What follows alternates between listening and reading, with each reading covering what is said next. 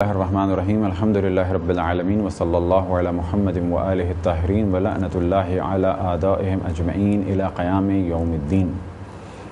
موضوع گفتگو نماز پڑھنے والے شخص کی شرائط، اور اس وقت ہم تیسری شرط بیان کر رہے ہیں نماز پڑھنے والے شخص کے لباس کی، اور وہ ہے یہ کہ نماز پڑھنے والے شخص کا لباس مردار کے اجزاء سے بنا ہوا نہ ہو۔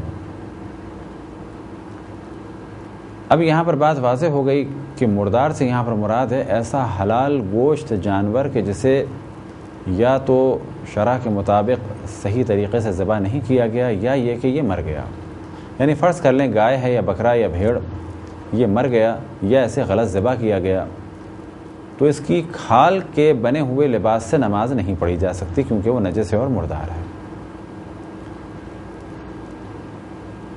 لیکن اگر سوال کیا جائے ایسے اجزاء کے بارے میں کہ جن کے بارے میں کہا جاتا ہے اس میں روح نہیں، جیسے کہ اس کے بال یا اس کا اون،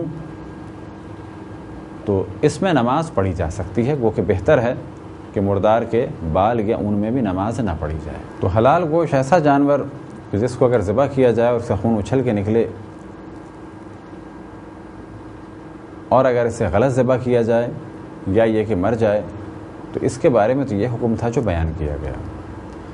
لیکن اگر ایسا جانور کہ جس کا خون اچھل کے نہیں نکلتا،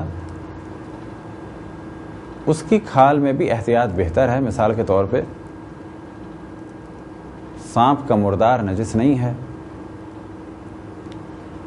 کیونکہ اگر سانپ کو ذبح کیا جائے تو اس کا خون اچھل کے نہیں نکلتا، لیکن احتیاط یہ ہے کہ سانپ کی کھال سے بنے ہوئے لباس میں بھی نماز نہ پڑھی جائے۔ یہ تھی تیسری شرط۔ خداوند تبارک و تعالیٰ سے دعا ہے کہ بحق محمد وآل محمد ہمیں اپنے رسول، اپنی حجتوں، خصوصاً امام زمان علیہ السلام کی معرفت اور اطاعت کی توفیق عطا فرمائے۔ وصلی اللہ علی محمد وآلہ الطاہرین۔